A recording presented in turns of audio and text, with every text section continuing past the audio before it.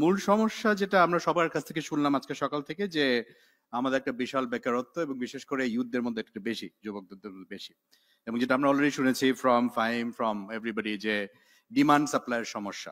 কিন্তু সমস্যা যে কত বড় আমরা দেখলাম যে 19শে মে ইনফ্যাক্ট এখন আমাদের আনএমপ্লয়মেন্ট হয়ে গেছে 27,40,000। সো এটা কিন্তু 10 বছরের সবচেয়ে বেশি। সো সমস্যাটা কিন্তু বৃদ্ধি পাচ্ছে দিনকে দিন।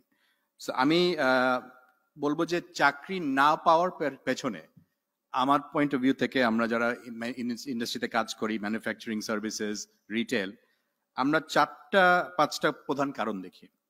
প্রথমটা হচ্ছে যে অবসেশন উইথ গভর্নমেন্ট জবস, এই বিসিএস অবসেশনটা, এটা বন্ধ করতে হবে এবং এটার জন্য আপনারা দায়ী।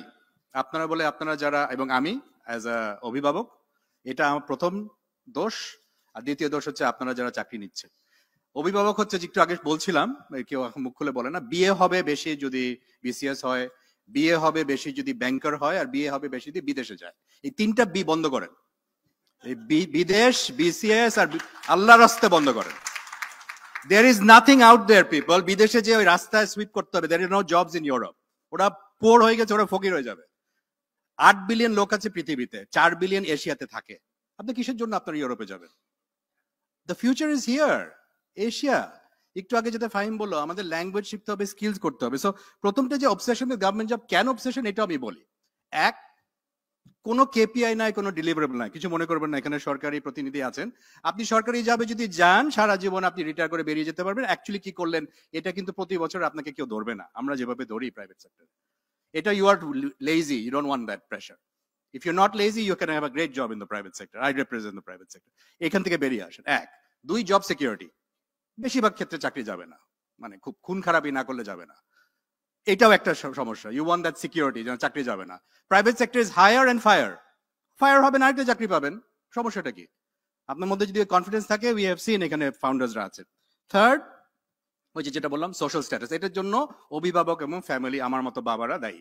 না, মেয়েটা ফ্যাক্টরিতে ম্যানুফ্যাকচারিং এ কাজ করে, ওর তো বিয়ে হবে না, তার থেকে বিসিএস করলেও তার বিয়ে হবে। এইটাও আমাদের একটা সাংস্কৃতিক সমস্যা। দ্বিতীয়, অবসেশন উইথ স্টার্টআপস, এটা বন্ধ করতে হবে। সরি, এখানে Sadia, Shahir and Fahim, full respect to you. আমি একটু তথ্য আপনাদেরকে দেই। Median age of unicorn founders, median হচ্ছে 34, এবং টপ 1% ইউনিকর্ন ফাউন্ডার, আপনারা সবাই ইউনিকর্ন হতে চান, বিক্রি করে দিয়ে আমি স্পেনে যে রিল্যাক্স করব, তাদের বয়স হচ্ছে 45। 22 বছরে কেউ সাকসেসফুল হয় না, 25 বছর হয় না, 30-এ হয় না, 34-এর আগে ইউ ডোন্ট ইভেন স্টার্ট। আপনারা ওই প্রথম 22 থেকে 34 এপেক্স এর মতো কোম্পানি, স্কোয়ারের মতো কোম্পানিতে শিখেন, ভুলগুলো আমাদের খরচে করেন, তারপরে ইউনিকর্ন হওয়ার চেষ্টা করেন। Learn the skills. এগুলো শুনবেন না, সরকারি কথাও শুনবেন না, যে এই নেন টাকা আপনারা, দিস ইজ রং। এটা অ্যাবসলিউটলি ভুল, because you don't have the skills. আপনারা অ্যাকাউন্টিং বোঝেন না, ক্যাশ ফ্লো বোঝেন না। আমি এসব অনেক স্টার্টআপ জড়িতে বসেছি, অনেক ট্যাক্স পেয়ার টাকা দিয়ে দিয়েছি উইথ নো রিটার্ন। আমার কাছে খুব খারাপ লাগে এই জিনিসটা, কারণ আপনাদেরকে ভুল তথ্য দেওয়া হচ্ছে, যেন you will all become Bill Gates. আরে মহা মুশকিল, একটা বিল গেটস হয়েছে পৃথিবীতে। You have to stop this, this is wrong. আপনাদেরকে ভুল তথ্য, don't fall for it. What you do হচ্ছে যে, লেটস সে আপনি নেক্সট স্যামসন চৌধুরী হতে চান বাংলাদেশে, আগে আপনি স্যামসন চৌধুরী সাহেবের কোম্পানি জয়েন করবেন, ওনাদের সব সিস্টেমগুলো শিখবেন, ফার্মাসিউটিক্যাল মার্কেটিং কি, ম্যানুফ্যাকচারিং কি, তারপর you will start the new square. That is the way to do this, people. Please don't fall for this trap যেটা আমরা ক্রিয়েট করি। কারণ উইথ এজ, নাসিম একটু ইন্টারাপশন, ওই কোম্পানিতে জয়েন করার গ্যারান্টিটা কে দিল? ওইটা তো পাচ্ছে না, এমটি তো পাচ্ছে না। বিকজ আমি আসছি কেন পাচ্ছে না সেটা আমি বলবো। এই আপার কোয়েশ্চেন নাম্বার 3, কেন পাচ্ছে না জানেন? Because you don't want to sacrifice. আমরা যখন ইন্টার্নশিপ অফার করি আমাদের অ্যাসোসিয়েশন থেকে, ডিজাইনে, ম্যানুফ্যাকচারিং এ, সাপ্লাই চেইনে, ওয়্যারহাউসিং এ, ম্যাক্সিমাম দূরত্ব ঢাকা থেকে আমি আশুলিয়া পর্যন্ত স্যার যাব, আশুলিয়ার বেশি হয়ে যাবে। তো আমরা এক্সিট ইন্টারভিউ নিই, কেন না? ডেটিং করতে পারবো না, আসতে বেশি সময় লাগে, 3 ঘন্টা গাড়িতে। সরি, আমি 56 বছর বয়সে একজন middle age man, I am talking like that. This is the problem also. ভাই, when you're building your career, ডেটিংটা একটু পরেও করা যায়, এখন তো অল নাইট ডেটিং করা যায়, it's not a problem, but you have to be willing to sacrifice. এখন কালিয়াকরে ফ্যাক্টরি স্কোয়ারে আপনারা যাবেন, আপনারা যাবেন মহাখালী অফিসে চাকরিটা, তো মহাখালী অফিসে কয়টা চাকরি আছে? আপনারা কয়জন ম্যানুফ্যাকচারিং এ কাজ করতে চান? হাত তুলেন তো এই রুমের মধ্যে, সত্যি করে বলেন। Thank you for being truthful.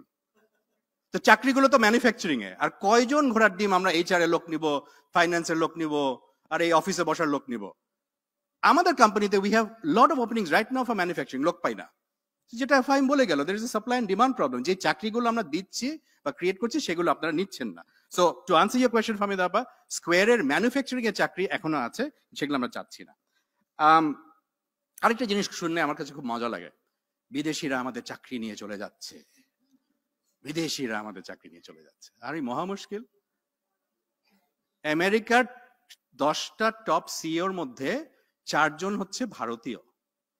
আমি এটা অনেক জায়গায় বলবো, আবারও বলবো, আপনার কি মনে করেন ওনাদের চেহারা দেখে ওনাদেরকে বেতন দেওয়া হচ্ছে, নাকি ওনাদের পাসপোর্ট দেখে? Because they are talented, so talent will rise through. So বিদেশ থেকে যখন লোক আসে, আমরা তার পাশে বাঙালি ছেলে মেয়ে বসিয়ে দিই। আমাদের কোম্পানিতে, একটা কোম্পানিতে 2 জন চাইনিজ প্যাটার্ন মেকার আনা হয়েছে। ওনারা বাংলা ইংরেজি দুটার একটাও বলতে পারেন না। আমরা উইচ্যাট ট্রান্সলেট দিয়ে তাদের সাথে কাজ করি। আমাদের 2 জন কলিগ ওনাদের পাশে কাজ করছে। I guarantee in 2 years the Chinese will go back, the Bangladeshis will take over. কিন্তু ওই 2 জন বাংলাদেশি কিন্তু টেকনোলজি করে, কষ্ট করে ফ্যাক্টরি থেকে কাজ করছেন এবং ওনার কাজ শিখছেন। সো এটা করা সম্ভব। which brings me to my next point, manufacturing, যেটা আমার প্রিয় সাবজেক্ট। এখন আমরা চায়নার উদাহরণ বারে বারে বলি, যে চায়নার is the country that created the most amount of jobs in the shortest amount of time. সবচেয়ে বেশি মানুষকে কিন্তু দারিদ্রতা থেকে কমিয়ে নিয়ে গেছে হচ্ছে চায়না, হিস্ট্রিতে এটা আমরা জানি। They did it by making things, তারা জিনিস প্রস্তুত করে। তারা প্রথম ম্যানুফ্যাকচারিং করেছে, তারপর সার্ভিসেস করেছে। আজকে দেয়ার ফুললি ডিজিটাল ইকোনমি। আপনি চায়না যান, আশ্চর্য হচ্ছে রাস্তাঘাটে কোনো মানুষ দেখা যায় না, বিকজ দেয়ার ফুল এমপ্লয়মেন্ট জায়গা একটা। তো সেখানে সারা পৃথিবীর 26% জিনিস চায়না বানায়। আইফোন থেকে শুরু করে এই মাইক্রোফোনটা, এই কাপটা, এবং আমাদের বাংলাদেশে যে আপেল বিক্রি করে সেটাও চায়না থেকে আসে। They make and produce things. আমরা যদি ওই বড় সেক্টরটাতে যদি চাকরি ক্রিয়েট করে সেখানে মানুষ না পাই, আমরা দুইটাই করতে পারবো না, কর্মসংস্থানও হবে না, প্রোডাকশনও হবে না। আমি একটা জিনিস বলি, বগুড়া, আমি রিসেন্টলি বগুড়া গেছিলাম, জয়পুরহাটে। সেখানে আমাদের সারা এগ্রিকালচার সেক্টরের 80% এগ্রিকালচারাল ইকুইপমেন্ট কিন্তু বগুড়া তৈরি করে। আমি যখন এইসব স্টার্ট আপ জুরি বোর্ডে বসি, আরেকটা বিডি জবস, ওই আরেকটা মার্কেট প্লেস, এই আরেকটা শিখো, আরেকটা মাই ট্রিপ, শেয়ার মাই, কি কেন এটা হবে? আমরা কেন ওই যে বগুড়ার এগ্রিকালচার নিডটা বুঝতে পারছি না? তাদের যে জিনিসটা, যে ফরেস্টারটা চায়না থেকে আনছে, এটা একটা বেটার ফরেস্টার বানান, আর কম দামে বানান, এটা কিন্তু মার্কেট আছে। সো আমরা প্রবলেমটাকে কিন্তু নিডটার সাথে, আমাদের ডিমান্ডের সাথে সাপ্লাই ঠিক করতে পারছি না। এখন একটা খুব ভালো কথা হয়েছে যে you don't lead the world by printing money, you make it by making things the world needs. পৃথিবী যেটা চায় সেটা আমাদের বানাতে হবে, সেই বানানোর কালচারটা আমাদের দেশ থেকে চলে গেছে। এখন আজকে যে 3টা প্রশ্ন আমি আনসার করার চেষ্টা করতে চাই, একটা হচ্ছে how can technology help. Thank you so much Sadia, Shahir and Fahim, বিশেষ করে I think Shahir and Sadia said it very well. এইসব ফোর্থ ইন্ডাস্ট্রিয়াল রেভলিউশন, এআই নিয়ে অসংখ্য সেমিনার হয়, এবং অসংখ্য সেমিনার, যে আমি একই কথা বলি, আমরা কি থার্ড ইন্ডাস্ট্রিয়াল রেভলিউশন পার করেছি কিনা? I don't think we are there yet people. এগুলো জানা দরকার, বলা দরকার, এগুলো নিয়ে খুব সুন্দর আলাপ হয়, বিদেশিরা পয়সা দেয়, এগুলো নিয়ে আমরা লাফালাফি করি। We haven't even cross the third industrial revolution, আমরা ফোর্থ ইন্ডাস্ট্রিয়াল রেভলিউশনের কথা বলছি। আপনি আমাদের ফ্যাক্টরিতে যে দেখেন আমাদের কি প্রযুক্তি ব্যবহার করা হচ্ছে। China is the largest producer of solar panels in the world. হ্যাঁ, সারা পৃথিবীর I think 40% solar panel China 80% বানায়, এবং 50% producer of cement in the world. দুইটাই কিন্তু দরকার। সোলার প্যানেল খুব হাইটেক, সিমেন্ট খুব লো টেক, কিন্তু সিমেন্ট ছাড়া সোলার প্যানেল বসানো যায় না। বাংলাদেশের সিমেন্ট ইন্ডাস্ট্রিতে কয়জন কাজ করতে চান? কেউ এখন হাত তুলবেন না। কিন্তু সিমেন্ট ইন্ডাস্ট্রিতে আজকে যেসব সাস্টেনেবিলিটি টেকনোলজি নিয়ে কাজ হচ্ছে, এটা কিন্তু চিন্তার বাইরে। এই চাকরিগুলো কিন্তু, ফরগিভ মাই ল্যাঙ্গুয়েজ, সেক্সি না। এইসব চাকরি কেউ চায় না। সবাই চায় হচ্ছে যে স্টার্ট আপ, সবাই চায় হচ্ছে আবার ওই বিসিএস, এখান থেকে বেরোতে হবে। So how can technology help? Fahim stole my thunder, language. আমি যদি আজকে চান্স পেতাম আবার ইউনিভার্সিটি যেতে, আমি কিচ্ছু পড়তাম না, শুধু ল্যাঙ্গুয়েজ পড়তাম। আমি চাইনিজ শিখতাম, জাপানিজ শিখতাম, স্প্যানিশ শিখতাম, বিকজ আই থিঙ্ক এটা খুব দরকার। এটা বিশাল একটা জিনিস। এখন এখানে আমাদের AI and of course technology can help. Second, how can government help? আপনারা যদি সরকারের জন্য বসে থাকেন, জীবনে কিছু করতে পারবেন না। বাংলাদেশের ব্যবসায়ী সম্প্রদায় যদি বসে থাকতো যে সরকার সব করে দিত, আজকে বাংলাদেশের প্রাইভেট সেক্টর থাকতো না। সরকার সরকারের জায়গায় থাকবে। We have to do our own thing, right? সেখানে কয়েকটা জিনিস, একটা হচ্ছে সরকার যেটা করবে, অ্যালোকেশন বাড়াবেন। আজকে এখানে মিস রুদাবা আসেন, executive chairman of national skills development authority. আমি বলবো এখানে কিছু কিছু জিনিস করতে পারেন। প্রাইভেট সেক্টরকে আপনাদের বোর্ডে নিয়ে আসেন। আমাদের ওখানে give us power to tell you what is needed, because আমি দেখি ডিসকানেক্ট। এখানে আমাদের যে স্কিলস কাউন্সিল গুলো আছে সেখানে আমরা ইউথ রিপ্রেজেন্টেটিভ নিয়ে আসি, আমরা একটু কানেক্টেড হই উইথ দ্য টার্গেট গ্রুপ, এখানে আমরা হেল্প করতে পারি। কিন্তু এনএসডিএ কিন্তু একা এটা পারবে না, এটা প্রাইভেট সেক্টরকে করতে হবে। সো সেখানে এডুকেশন সিস্টেম কি করতে পারবে? আপা আমি জাস্ট 2 মিনিট এক্সট্রা নিব। একটা হচ্ছে যে এডুকেশনাল সিস্টেমে আমি মনে করি যে কিছু কিছু জায়গায় ওই সার্টিফিকেট প্রোডাকশন থেকে স্কিলস প্রোডাকশনে যেতে হবে। সো আমরা যদি বলি ফর এক্সাম্পল ফুড টেকনোলজিস্ট, আমরা যদি ভিজুয়াল মার্চেন্ডাইজার, আপনারা জানেন বাংলাদেশে রিটেল, আমি রিটেলে কাজ করি, একজন ভিজুয়াল মার্চেন্ডাইজার বাংলাদেশে যদি আমরা চাই, এটা পড়ানোর জন্য কোনো ইনস্টিটিউশন এখন পর্যন্ত বাংলাদেশে দাঁড়ায়নি। বাংলাদেশে যদি আমি বলি প্রোডাক্ট ডিজাইনার, ইন্ডাস্ট্রিয়াল ডিজাইন বলে একটা সাবজেক্ট আছে, আমি জানি না আপনারা কয়জন জানেন। একটা কলম বা একটা কমোড বা একটা গাড়ি, তিনটার জন্যই কিন্তু একটা ইন্ডাস্ট্রিয়াল ডিজাইনার লাগে। বাংলাদেশে ইন্ডাস্ট্রিয়াল ডিজাইন কোনো কোর্স নাই। So here technology can help, here educational institution, we need a design school. বাংলাদেশের ডিজাইনার মানে একটা ঝোলা আছে, একটু ময়লা একটা কুর্তা পরে, একটু গাঞ্জা খায়, আসে আমার অফিসে। This is not industrial design. Industrial design আজকে আমরা যদি ইটালি থেকে আনি, তাকে লক্ষ লক্ষ ইউরো দিতে হয় to do design for us. So আমরা চেষ্টা করছি যে স্কুল অফ ডিজাইন থেকে প্রোডাক্ট ডিজাইন শিখেন আপনারা। এখানে মজাটা হচ্ছে technology in internet, you don't need to go outside, আপনারা অনলাইন কোর্স করতে পারেন। এখানে যদি ওই অনলাইন কোর্সটা করে এসে আপনারা অ্যাপ্লাই করেন আরঙে, এপেক্সে, যে কোনো জায়গায়, যে দেখেন আমার একটা 3 মাসের ভিজুয়াল মার্চেন্ডাইজিং অনলাইন কোর্স আছে, আমি একটা ল্যাঙ্গুয়েজ শিখেছি, you jump ahead in the queue. এইভাবে আপনারা চাকরিগুলো পাবেন, you can use it. How can you help yourself? আমরা নিজেরা কি করতে পারি? আই থিঙ্ক যেটা সবচেয়ে ইম্পর্টেন্ট হচ্ছে আমার এক্সপেকটেশন চেঞ্জ করতে হবে। বললাম 3টা বি বাদ দেন, বিসিএস, ব্যাংক এন্ড বিদেশ, এটা বাদ দেন। Unless you want to go, সেটা অন্য ব্যাপার। কিন্তু আমি মনে করি manufacturing, management and multi skill. Manufacturing দিকে নজর দেন, there are lot of jobs. Decathlon বলে একটা কোম্পানি আছে, ফ্রান্সের সবচেয়ে বড় ফুটওয়্যার স্পোর্টিং গুডস রিটেলার, তারা বছরে $15.6 বিলিয়ন ব্যবসা করে, সব স্পোর্টিং গুড। বাংলাদেশে তাদের যদি অফিসে যান, অ্যাভারেজ এজ আমি মনে করব 25 থেকে 26, সব বাংলাদেশি গ্রাজুয়েট, কুয়েট, চুয়েট, রুয়েট, বিআইটি থেকে পাশ করা। তাদের ট্রেনিং, তারা বাংলাদেশ থেকে এখন ফ্রান্সে লোক পাঠাচ্ছে, সেখানে 4 বছর 5 বছর কাজ করছে, তারা রোটেশন করে নিয়ে আসছে। এইসব কোম্পানির একটু খবর নেন। Forget the BCS, the banks and the বিদেশ। বাংলাদেশে ম্যানুফ্যাকচারিং এ কারা কাজ করছে? মাল্টিন্যাশনালরা কাজ করছে। এটা একটা বড় জায়গা। সেকেন্ড, বাবা মাকে না বলতে শিখেন। বাবা মা বলবে বিয়ে হবে না, শুনবেন না। বাবা মা বলবে বিসিএস করো, শুনবেন না। বাবা মা বলবে যে বিদেশে যাও, শুনবেন না।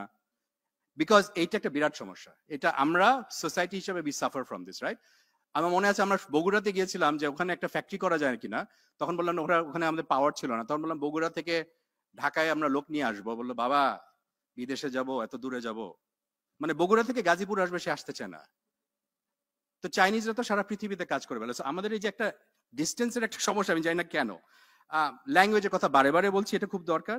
আরেকটা হচ্ছে যে নতুন যেসব টপিকস গুলো আসছে, নতুন যেসব স্কিলস, নতুন যেসব জব, একটা হচ্ছে সাস্টেনেবিলিটি। এবং অনলাইন সাস্টেনেবিলিটি নিয়ে যে কত কাজ করা যায়, আমি আশ্চর্য নিজেও হয়ে যাই। আমাদের প্রত্যেকটা ফ্যাক্টরিতে আজকাল, যেগুলো রপ্তানি factory and more and more local ফ্যাক্টরিতে, সাস্টেনেবিলিটি অডিটর লাগে। এগুলো কিন্তু অনলাইন কোর্স। আমাদের কিন্তু ডিজাইনার লাগে, কেয়ার গিভারের কথা বারে বারে ফাহিম আর আমি অনেক জায়গায় বলি। জাপানে যদি আজকে আপনার একটা ড্রাইভিং লাইসেন্স থাকে এবং আপনি জাপানিজ বলতে পারেন, you can go there as a truck driver and get a job. অসুবিধাটা কি? শুরু তো করতে হবে কোথাও। একটু আগে আমরা আলাপ করছিলাম যে আমার এন্ট্রি লেভেলে ঢুকতে হবে, ঢুকে তারপর আপনারা উঠবেন। প্রথমেই আমার এক্সপেকটেশন, আমি কিছু জানি না, আমার কোনো অভিজ্ঞতা নাই, আমার একটা বিবিএ ডিগ্রি আছে, আমার স্টার্টিং স্যালারি 35,000 টাকা লাগবে। আপনাকে বেশিরভাগ কোম্পানি দিতে পারবে না, আই এম সরি। হয়তো বা বড় কোম্পানি দিতে পারবে, ছোট কোম্পানি দিতে পারবে না। সো আপনাকে ঢুকে কাজ করে উঠে যেতে হবে। আপনি যদি ট্যালেন্ট থাকে, আপনি পারবেন। আমি শেষ করবো শুধু একটা জিনিস বলে, যে দেখেন অ্যারিস্টটলের নাম আপনারা নিশ্চয়ই সবাই শুনেছিলেন। উনি একটা খুব ভালো কথা বলেছেন। উনি বলেছেন যে wherein your talents and the needs of the world cross, therein lies your vocation. So আপনার নিজস্ব যে ট্যালেন্ট এবং সারা বিশ্বের যে চাহিদা, এখানে যেটা ইন্টারসেকশনটা হবে, সেটাই কিন্তু আপনার ভোকেশন হবে। আমার পৃথিবী কি চায়, আমার দেশ কি চায়, আমার সমাজে কি দরকার, এইটার সাথে আপনি আপনার ট্যালেন্টকে অ্যালাইন করেন, দেয়ার আর প্লেন্টি অফ জবস। আমি আপনাদেরকে ইনভাইট করবো, আপনারা হতাশ হবেন না, বাংলাদেশ এগিয়ে যাবে এবং আপনাদের দ্বারা এগিয়ে যাবে। Thank you so much.